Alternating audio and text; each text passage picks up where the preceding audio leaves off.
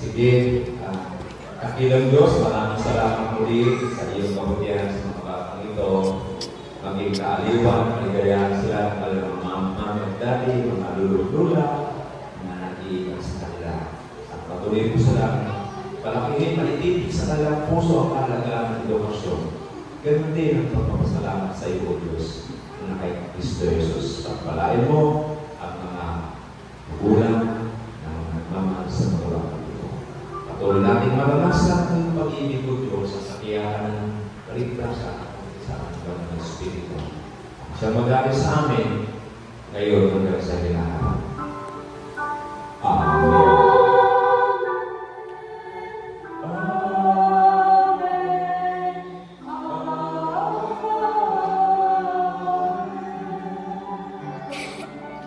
Good morning, everybody. Tapos na po